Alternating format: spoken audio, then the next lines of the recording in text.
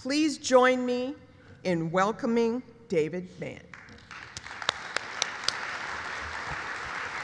Thank you. Thank you. Hello. All right.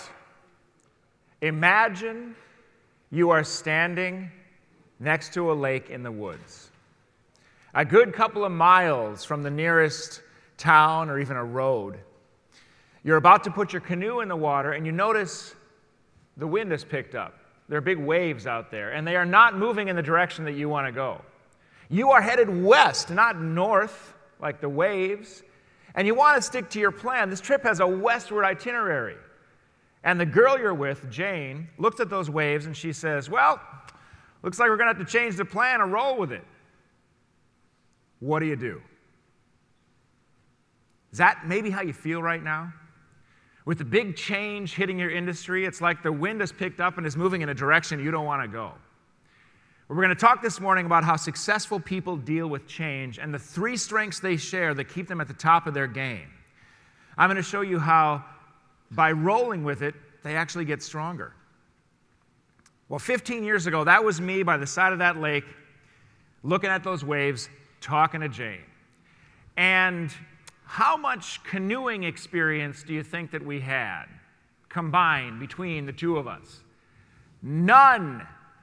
But for some reason that I'm still unclear about to this very day, we had decided to go on a canoeing trip. And we decided to go to the northern part of Minnesota and go around this ring of 5 lakes that formed a circle. So we paddled across the first lake, portage to the second. Paddle across the second lake, portage to the third, and that's where we were standing right now, looking out over those waves, about as far as we could possibly get from civilization on this particular trip, and it was getting dark. Basically, we were stuck out in the middle of the woods. And so do you think that I did like Jane and just went, yeah, let's just change the plan and roll with it? No. I said, no, we're going to go ahead. I know what I'm doing here. We're going to go ahead as planned. And so I jumped in the back of that canoe and I started paddling. Now, if you have ever tried to paddle a canoe sideways across the waves, you know that's kind of a losing battle. So every time I would paddle and push it forward, it would drift back. And I'd paddle, and it would drift, and paddle, and it would drift. And before long, I was really putting a lot of muscle into that thing and just rocking the boat back and forth until finally, bam, I flipped the canoe. All our stuff sank to the bottom. Jane and I kind of bobbed around in the water in our life jackets, freezing cold water, till we got our bearings, and I noticed that there actually was another opening to the other lake on the north side. Oh well, we flipped the canoe over. It was full of water now, and we just kind of swam it toward the shore, got out, found some fishermen who had a fire and sort of helped us dry off and got us back to safety. And when we got back to safety, Jane just looked at me and she smiled and she said, way to roll with it. Yeah, Jane was right. Rolling with it would have been a much better idea that day. So does that sound familiar? The big wind, of course, is the big change hitting your industry. And you and the people that you lead are standing by the side of that lake facing a choice. Are you going to refuse it? Are you going to resist it? Or are you going to roll with it? Anything you choose, there's risk. The only thing you can't do is stand still. You got to move forward. So what risk are you willing to take? We talk about change like it's some great big new thing that we've never dealt with before. The change comes, everybody freaks out. It's change, I don't know what to do. But the truth is, you've been dealing with change since the day you were born. You've been choosing to change since the day you were born. Everybody in this room, every single person in this room, between the age of 1 and 2, went from a crawling being to a walking being. Imagine if you hadn't. Imagine if instead of walking in here today, you had crawled in. Never really got around to the whole learning how to walk thing. Just couldn't fit it in the schedule. It's ridiculous, of course. We've been dealing with change since the day we were born. Some of them very, very difficult. They get more difficult as you go. So you went from crawling to walking, walking to running, running to riding a bike, to driving a car, to dating, to maybe marrying and having kids. These changes get more complex as we go, but we adapt every single time. Everybody in here already has all the tools you need to adapt to change. Just need to remember to power up those tools. All right, I want you all to think right now. Think about the time in your life, think back to the time in your life when your back was really up against the wall. It was really tough. You know that time? Your back was up against the wall, you were facing an obstacle that was impossible. You were never going to make it. You got that time? Now, what happened? You made it. And you know how I know that? Because you're sitting here right now today. You made it. You made it through, and you made it okay. So today, we're going to talk about how we all deal with change. Now, if you're like most organizations, when the challenge and the change comes, that's when we find out what we're made out of. But when the challenge and the change comes, first thing everybody does is just freak out, right? Everybody just reacts. And if you're like most places, people react in one of three ways: no, not now, or yes. So some people in here are over on the no side. You're seeing the big change coming and you're going, nope, nah, not going to change. Nope, not going to do that. Okay, I don't want to do that right now. Nope, not going to do that. I'm fine the way I am. Things are fine. We've been doing it this way for 20-some years now. It's just fine. If it ain't broke, don't fix it. You can't make me change. Some people are in the not now category. So these people are saying, oh, why do I have to change? This is going to be so hard. I don't want to do this. No, it's just going to be so disruptive. It's going to make so much more work. I don't want to do this right now. I'll get to it later. I'll get to it after everybody else has already changed. Then maybe I'll change. And some people are over here in the yes camp. And these people are looking at the change and saying, okay, all right, I know it's going to be a little disruptive at first, but I can see where this is going, and I can see how it's going to be a good thing for the company and the industry, and I think we should just roll with it. So we got no, we got not now, we got yes. And as far as how many people are in each one of these categories, it's a bell curve. So the majority of the people are in the middle category. Over here on the no side, you got maybe 10% of the people. They see the change as a threat. About 80% of the people here are in the middle category, and they see the change as a disruption. And then you got about 10% of the people over here in the yes category. They see the change as an opportunity. Well, these are the people we're going to talk about today. We're going to find out what makes them tick and the strengths they share that keeps them at the top of their game. In the next 50 minutes, I'm going to show you how you and the people that you lead can be in that 10% yes category that is running while everybody else is just crawling. The first thing these yes people do is they say yes. They just affirm the change is happening. They say, all right, maybe I don't like it, but it's happening. And they just get right past all of the no and not now, right on to yes. And they start to go into three strengths that all these high-performing people share: adaptation, imagination, and communication. And they happen in that order, too. So as soon as these people have said yes, they start adapting. They say, all right, now that I've said yes to it, I'm going to get out of my comfort zone and change my business practices a little bit. And then as soon as they've done that, they say, all right, now that I've changed my business practices a little bit, I'm going to look to the future and see where this is going and how it can have a positive impact on the industry. And then as soon as they've done that, they take another step and say, now that I've seen all that, I'm going to turn back to the group and communicate to them how to motivate them forward. The yes people right here. Okay, but it's a choice. That's the thing. It's a choice. You can choose to say no, you can choose to say not now, or you can choose to say yes. You can do what you want. But the truth is, whatever you choose is probably going to be what the people you lead choose too. Now, nobody is always in the yes. Nobody's ever. In our lives, we're in all these categories all the time, and we know how they all feel, right? So we know how it feels in some parts of our life to be down here in the no and not now. And we look over there, and we see people going ahead in the yes, and they're already succeeding, they're moving ahead, they're doing just fine, but something keeps us over here in the resistance. Something keeps us over here. We're looking and we see it's happening, but we can't quite get ourselves to do it. So what's in the way? If you think right now, the big change that you're facing, what's in between where you're at and just getting on to affirmation and yes? And you think in your mind, you think, okay, all right, when I ask that, you probably think 5 things come to mind. It's this and this and this and definitely this and for sure that. So there's specific things. But the barrier really sort of boils down to that primal human instinct, fear. And fear is like a fog that overtakes our brains and makes us go from humans to primates. Roar. And we sort of get into monkey brain where everything is just danger, food, danger, food, danger, food, danger, food. You know, it's either bad or it's good. It just takes us over.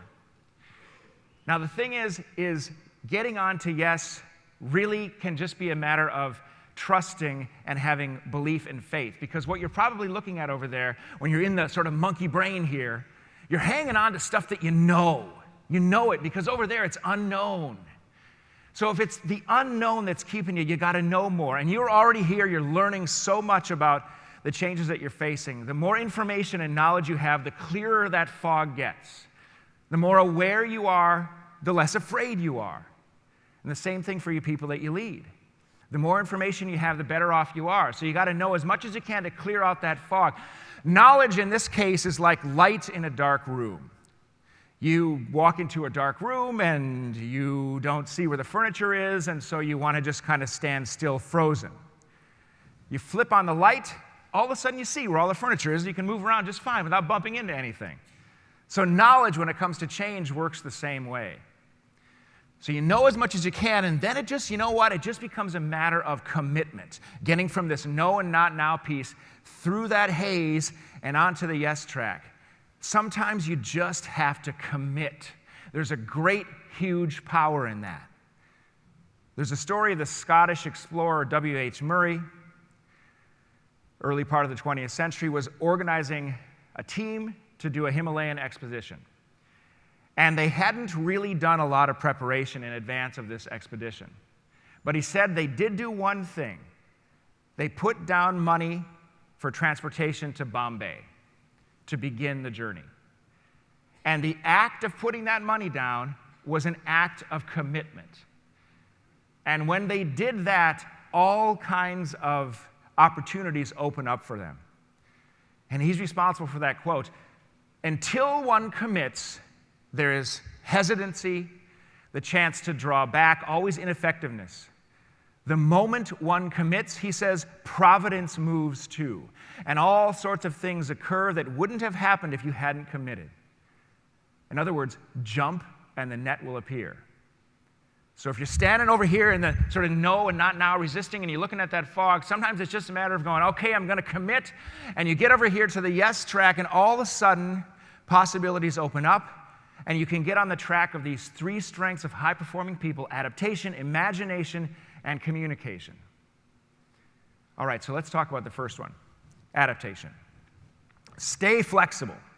The people over there that get to the benefit first, they know how to remain flexible rather than rigid. They know how to say, we can improve rather than we're fine the way we are.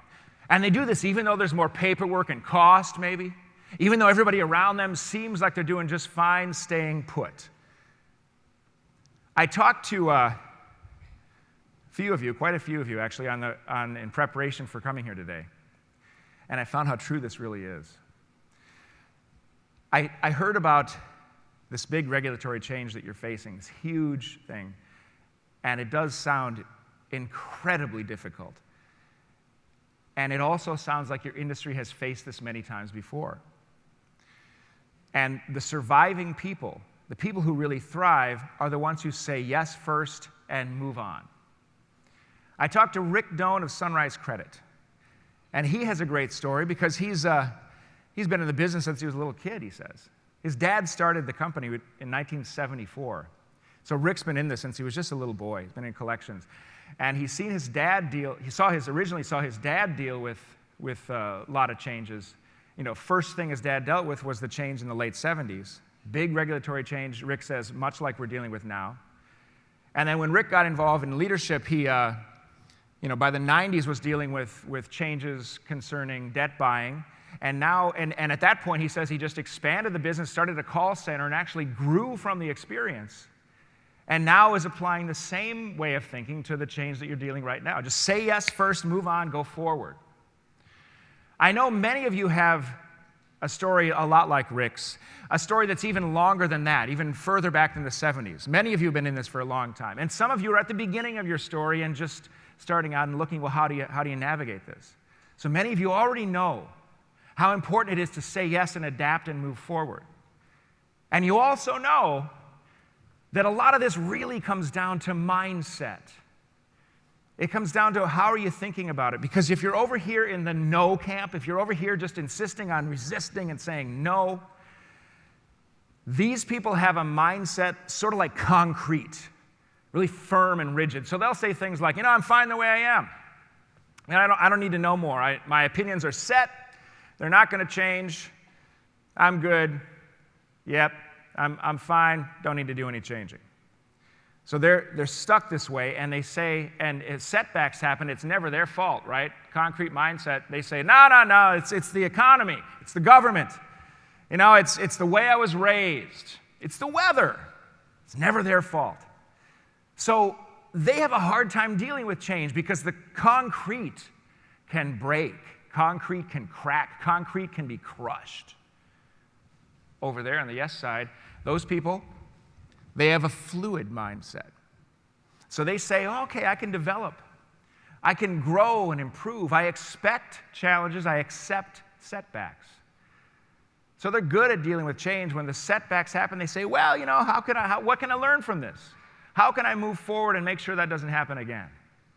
Fluid, great dealing with change, because unlike concrete, which can be crushed, fluid finds the empty space, finds the opportunity, and fills it up.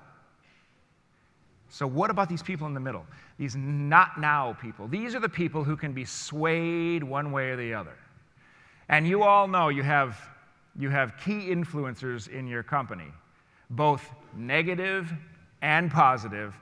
And the negative influencers that can kind of poison the proceedings for you, they tend to have that concrete mindset. Because to a person on the fence, that is really attractive. That concrete mindset, it's firm, it's secure, it sounds safe. So they might go to that. So you and your key influencers on the positive need to draw these not now people over to the fluid mindset. Because you know why? Fluid always outlasts concrete. Think about it in reality. Buildings that are made out of concrete, stone, brick, over time, they fall apart, they erode, they crack, they crumble.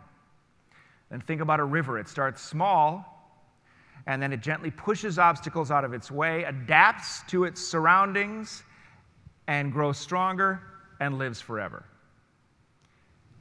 Adaptation. Let me tell you about my friend Dave.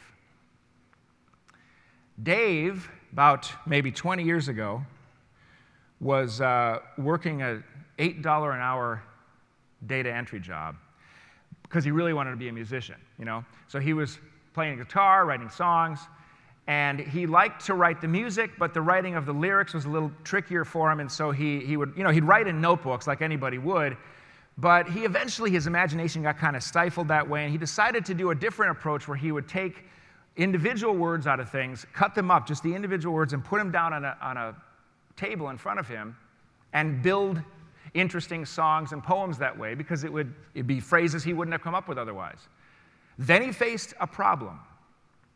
Allergies. Big pollen count one day, and he sneezed and blew all his poetry away.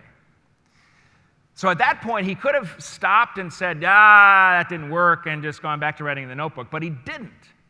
As luck would have it, his roommate, because he's living in a house with a bunch of people right then, his roommate worked at a pizza joint that had recently printed up these refrigerator magnets to advertise the company, but it had gotten printed with the wrong phone number on it. So he had a whole stack of them. This guy brought home a whole stack of them that were just, what are we going to do with these? So Dave takes his little words, goes over to these refrigerator magnet, these big things, sticks them on there, cuts them up just the size of the word, gets a cookie sheet, and goes back up to his room. And then now he can make his poetry and sneeze at the same time.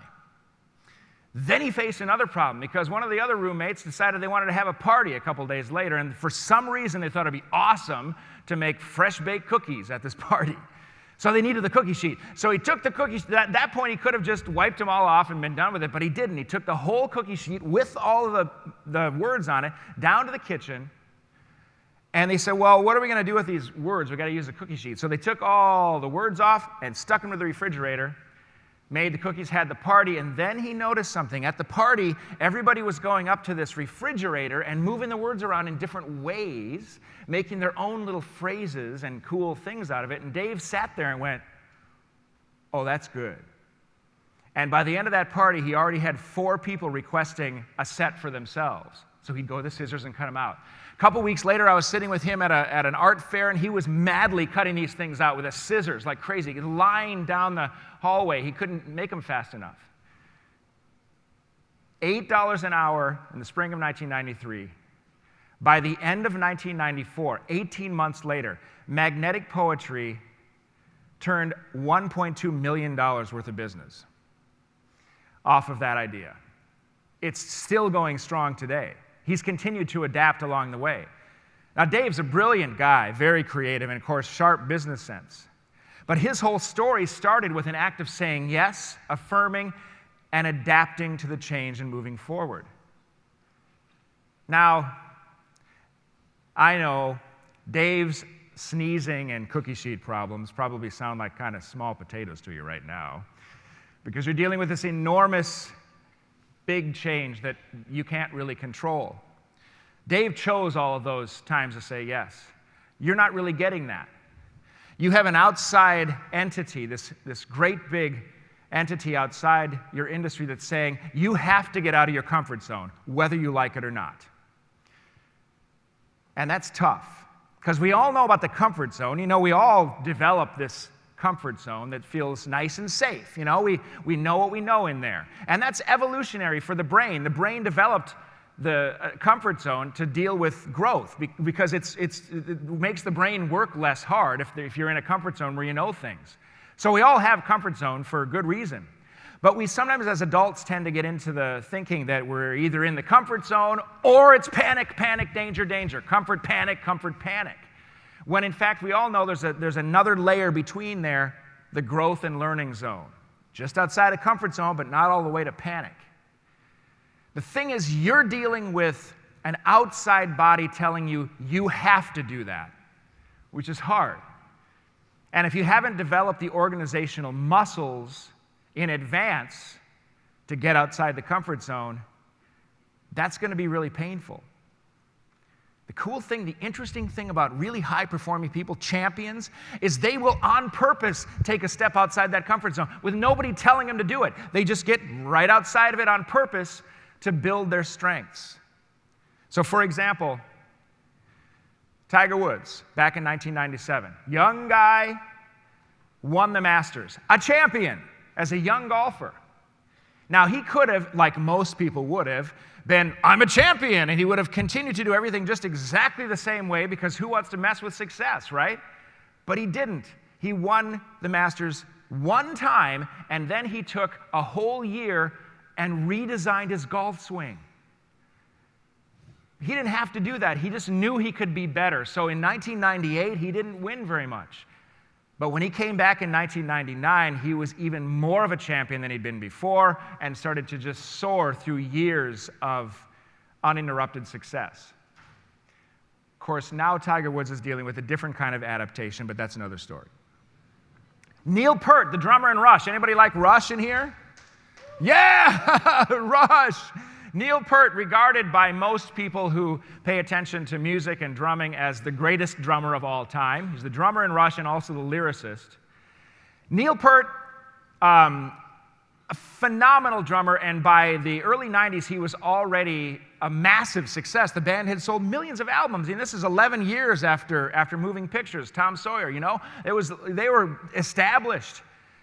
But he did an interesting, crazy thing, and he took time off to learn new drumming techniques. He studied with jazz great Freddie Gruber. He learned a different way to hold the sticks, how to sort of drum in between the beats. So he took, in a way, a step back, and then he came back even stronger than before. If you've heard this latest album, it's unbelievable. So he's a great that just gets greater from practice. And of course, Rush has that great lyric for the people in the not now category: if you choose not to decide, you still have made a choice. All right, then there's Bill Gates. Bill Gates takes week-long retreats where he just reads for an entire week, shuts off all the contact with the outside world, reads for a week. And of course, he brings along a ton of stuff that's on technology, but Bill Gates always makes sure to bring things that have nothing to do with technology.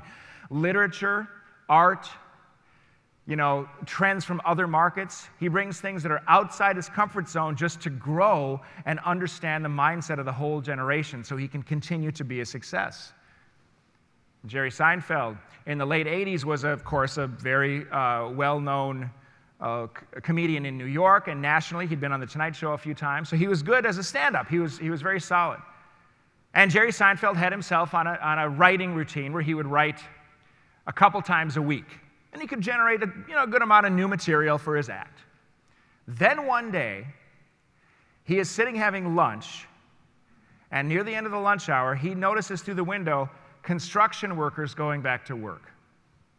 And he thought to himself, that guy doesn't want to go back to work, but he's going.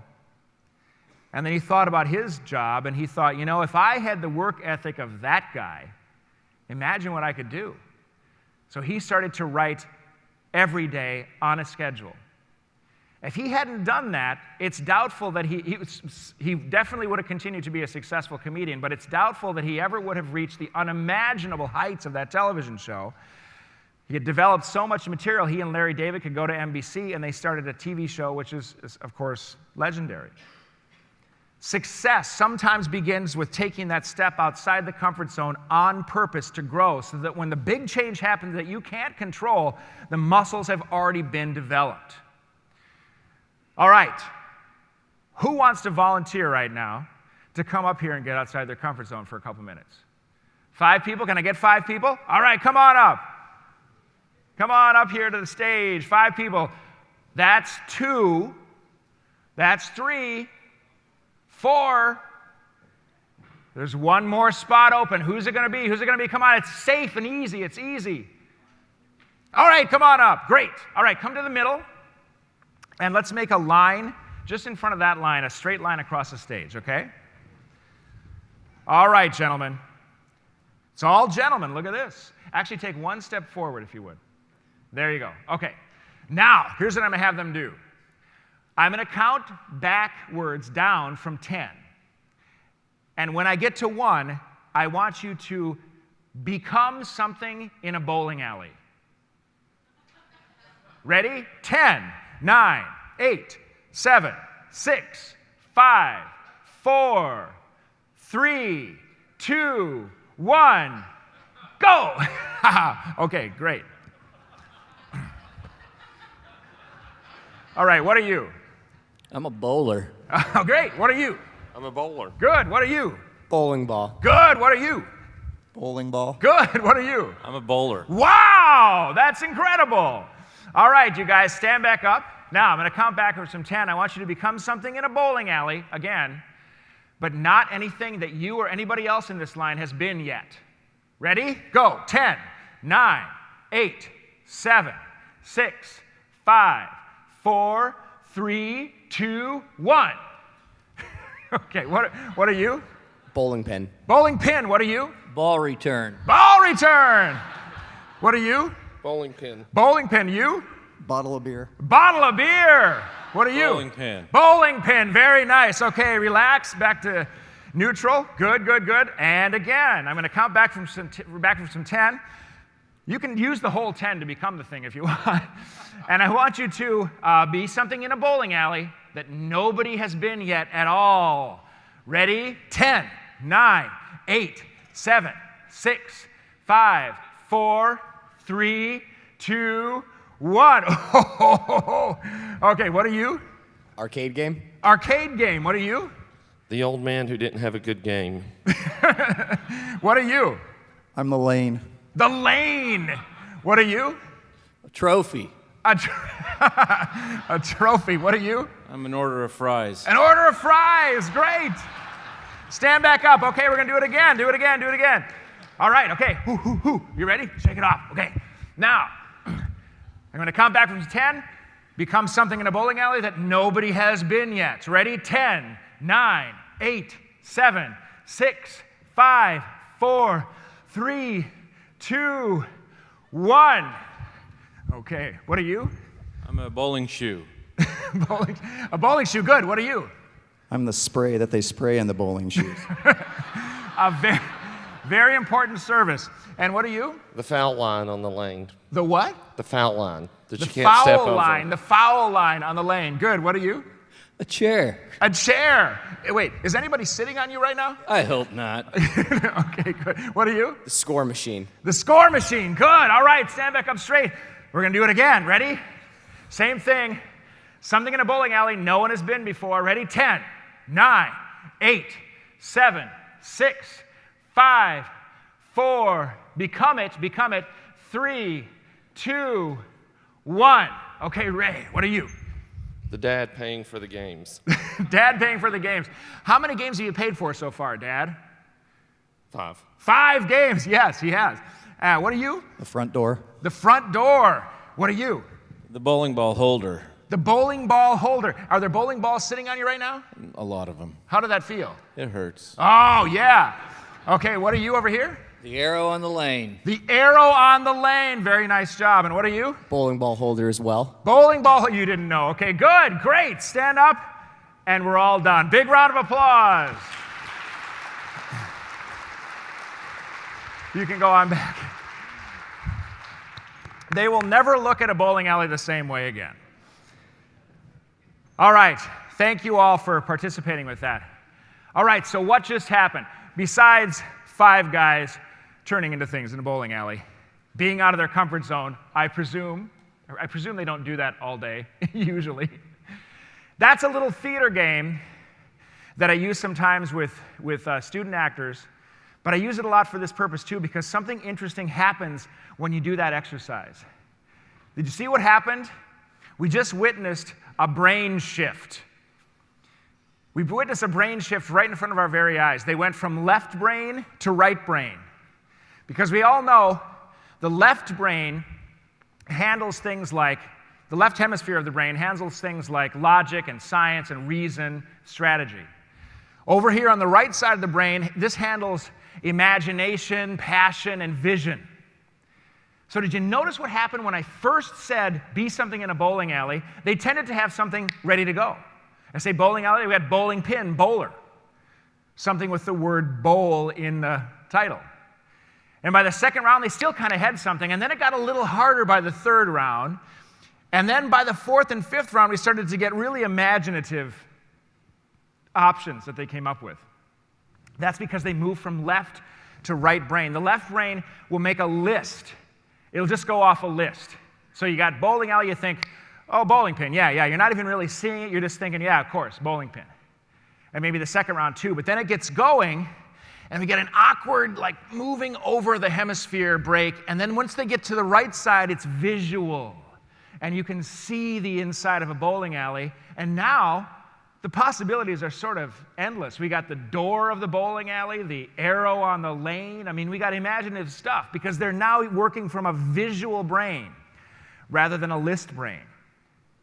That's one of the things that people over here that are in this yes track, that affirm things and move forward, they start to know how powerful the visual brain is for themselves and the people that they lead.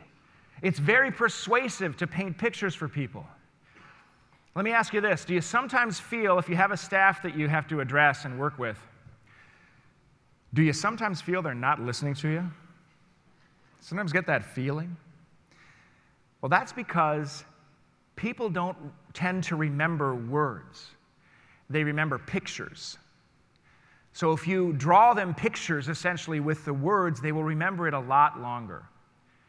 And that brings me to The next strength of these high-performing people here, imagination. Seeing is believing.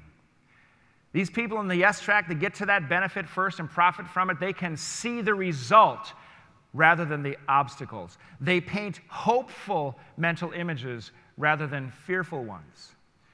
And they do this even though there's a time crunch, even though other things seem to be much more important.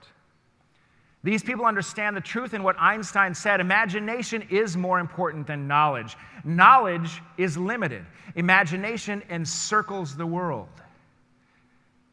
So you say imagination, and a lot of things come to mind. Imagination sometimes brings to mind things like crayons and kids and sandbox and, playtime, not serious.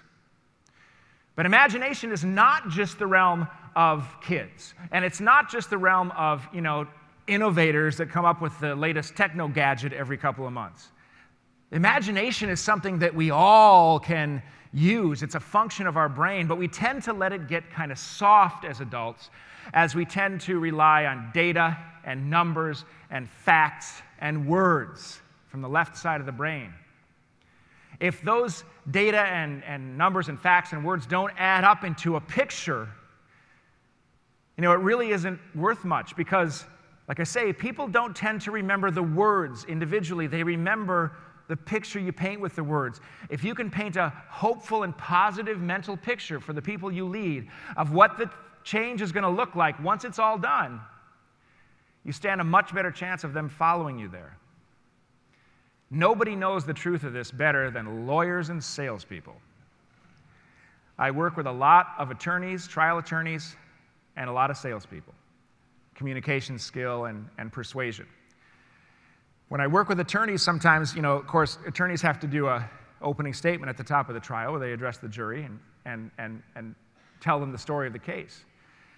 And they know that that's what they're supposed to be doing, but of course they will still sometimes start out by saying, the evidence will show, the testimony will show, the evidence, the testimony, the evidence, the testimony, and they'll just really go hard on that. And they might say something like, ladies and gentlemen of the jury, you're going to hear about a contract dispute for $50,000 in which the corporation was in the wrong and my client was in the right. I'm going to lay out this evidence, this testimony, this evidence, and this testimony. By the end of the trial, you're going to deliver I'm going to hear a nice, sound, logical argument that will result in the verdict that I want. And their eyes just glaze over. But the successful trial attorneys, the ones who really win the big cases, they will revise all of that. And they will instead say something like this in story form. Ladies and gentlemen of the jury, they'll say, on June 26, 2011, my client Jim Smith sat at his kitchen table and signed a contract with Hatcher Corporation. They both agreed to the terms of the contract by signing their name at the bottom of that contract. Hatcher Corporation didn't uphold their end of the deal. My client did. And so forth, in story form. And the jury stays attentive because they can see a kitchen table. They can identify with the act of signing a contract. So they're invested in the story. And the evidence and testimony, which otherwise is just an abstraction, now becomes part of a story, and they can put it in context, and they stay engaged. So those good lawyers understand the power of those mental images. Same thing with salespeople. As I say, I work with lots of salespeople in different industries where it's a high-stakes presentation. There's got to be a sale at the end, of maybe one presentation. For instance, a group of life insurance people I worked with a few times, had this situation. Old school, over the kitchen table, make the sale, walk out with a check tonight, that kind of thing. And the lower performers, the newer people and the lower performers would often approach the sales presentation, the features and benefits of the policies and the history of the company and the pricing and, this list of things, left brain. And then there was Doug. Doug didn't do that. Doug would do this. He'd sit down with, say, Dave and Susan, life insurance sales, and he'd say, Susan, what if, God forbid, you were to suddenly lose Dave's income due to death or disability? Where would you live? And then she'd have to imagine that. And then she would answer, and he'd say, well, as soon as you couldn't live at the Howard Johnson anymore, then where would you live? And she'd have to continually paint this picture in the future of herself in a bad situation, and then conclude that, of course, she needs the policy. But he did this not by giving her features and benefits. He might do that after she's invested. He did it by getting her to paint a picture of herself in the future. Incredibly powerful. Doug was always closing in the 80% closing ratio all the time, very high performer, because he understood they're not going to necessarily listen to the words and the numbers. They're going to respond to the pictures that you draw in their mind. So I ask you, can you paint a mental picture? Can you see into the future, in your imagination, what your company and what the industry will actually look like once this big change has already taken hold? Can you see it? Not just talk about it, not just show graphs and charts and numbers on it, but actually see what it's going to look like. Because if you can't see it, you can't get there and make it profitable. If you can't see it, no one's going to follow you there. Because you have to lead these people. Even if already you're on yes, you got people that have to follow you, right? And it's like we're in a car. If you're up here driving the car, you're looking out the windshield. If you're a yes person up here driving the car, you're seeing where it's going. You can see it out the front of the car.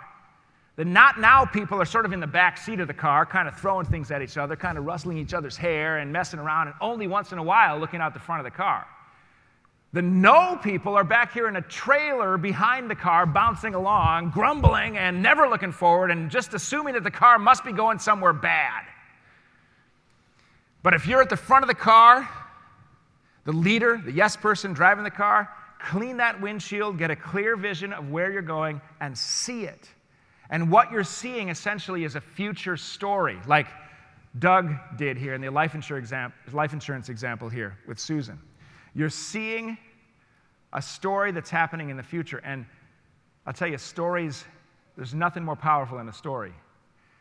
Stories are the way religious traditions are passed. Stories are what we tell our kids to teach them lessons, teach them how to read. We love stories. We all go to movies. You know, many of us watch these serial TV shows like Mad Men, Game of Thrones, Sons of Anarchy, Dexter. These shows that you get invested over a long period of time. We love that. We love these stories. Very, very powerful. But I don't need to tell you that, because there's probably nobody on the face of the earth that understands the power of an image better than you. Because what's the first image that comes to mind when people say collection agent? A 250-pound thug with a baseball bat named Louie, right? Or some disembodied, angry voice on the phone calling from a bunker somewhere where they have all the records of all the bad things you ever did, and now we've called to make you pay for it. Are those images true? No, they're not true, and they're certainly not the image that you want out there. But I'll tell you, it's a powerful image. All the people that I talked to leading up to this said that, yes, that is an image that we deal with all the time, and it's not true at all. It worked on me, though. When I first heard that I was going to be talking to you, that's the first image that came to mind. And then I thought, but that can't really be true, you know? And so when I started to talk to people, I heard, yes, in fact, it isn't. I talked to Mark Schiffman, and he told me that many stories of agents that he knew all over the country that are doing all kinds of good work in their communities, community involvement. I talked to Tim Mabry, and he told me a story about a Pacific Islander consumer that he was working with a few years ago that was new to the country and didn't really speak English all that well, and sort of didn't understand what she owed and thought she owed a lot. And his agent worked with her and got her to understand that she actually owed less than she thought. Helped her pay less than she thought she had to pay. So the opposite of this thug image. And then I talked to Martin Scher, who told me a great story about how 20 or some years ago, I think he said, he worked with a consumer that was massively in debt. And a lot of it was medical bills. And she had a young daughter who had cancer. So she's drowning in debt from these medical bills and couldn't get through it. He and his company helped her get through that time. Well, 20 or so years later, Martin's daughter's getting married, and she hires a wedding planner, this woman who's a wedding planner. And they get to talking, and it turns out this woman that Martin Scher's daughter hired as the wedding planner is that young girl who had cancer. And she said, you know, your dad and his company really helped my mom out at a bad, bad time. And we survived. And I thought, now that's an amazing story. Those things, they don't happen every day, of course, but those are the stories you want out there. He also shared with me thank you letters that you get. He said, you all get these. Here's one. I have been disputing my phone bill for a year and refused to pay it because of misrepresentation and misinformation. But because of your agent and her kindness, I decided to pay and get the account closed. I've talked to many people over the last year, and your agent was the only one that was nice and caring. I truly want to thank her for being so genuine and kind.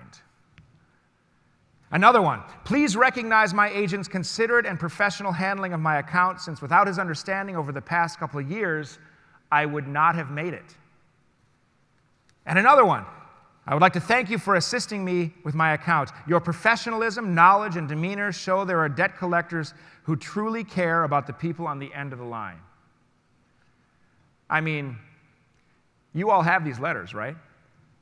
You all have them, and they're amazing. It's totally changed my mind.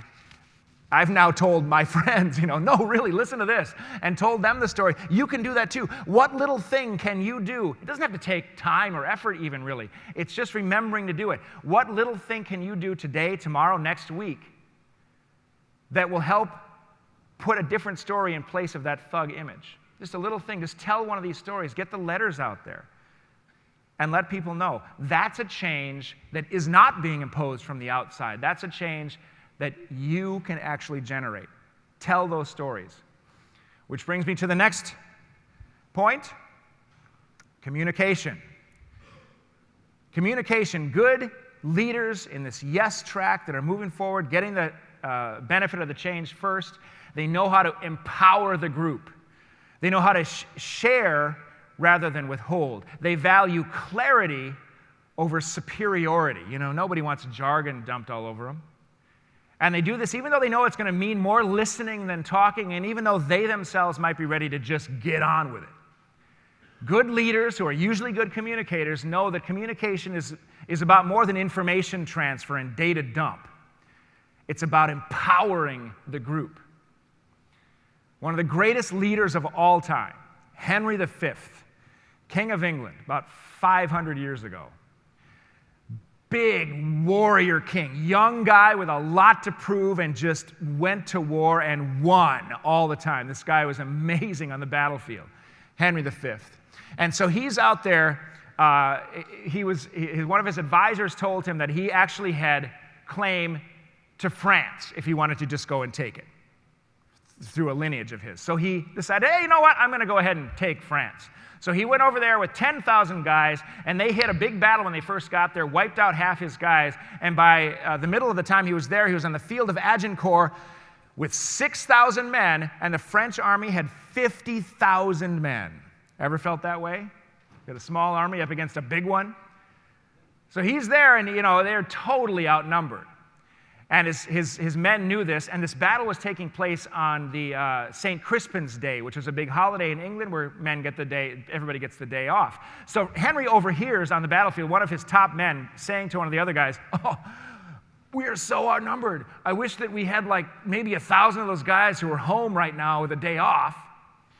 And Henry goes, "Don't you wish for one more guy. If you want to go home, go ahead and go home, but you're going to wish you were here on St. Crispin's Day, because for every St. Crispin's Day in the future, people are going to say your names, your name and your name and your name and your name. That's what they're going to say. And every St. Crispin's Day in the future, you're going to talk to your kids and their kids and their kids about what you did out there in the battlefield today. And you're going to roll up your sleeves and show them the scars that you got fighting today on St. Crispin's Day. So don't you wish for one more man, because any man that isn't here today will generally be regarded throughout history as a great big wuss.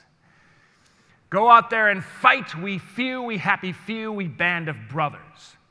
And so they went and they fought and they won. 6,000 guys against 50,000 guys, empowered by Henry, and also because they had recently invented the longbow and they took out the French by the thousands with that thing. But the thing is, Henry knew how to relate to his men on a human level. He knew how to not just tell them, yeah, you're going to be fine, or order them around. He knew how to meet them on a human level and really connect with them, and that's what a good leader does. Uses communication as a way to connect. Sometimes that is just as much about what you say as how you say it. So, for instance, what message does this send? Hi, everybody. I've gathered you here today to go over the regulatory changes that we're facing right now, and I think this is really going to be good. It's going to be good for the industry. It's going to be good for the company. And I'm happy about these changes. I am. And I want you to be happy too. So, all right, okay. What message is that? I mean, the words I'm saying are positive. I'm happy, it's good, la la la. But what am I actually saying with everything else? I hate this and I want to go home. You know, we get into that as professionals. We want to remain, I'm professional because I'm not moving any body parts and my voice is in a monotone. Here, look at my pie chart. 55% of what we perceive as the heart of what you're saying, the meaning, is coming from the body language and facial expression.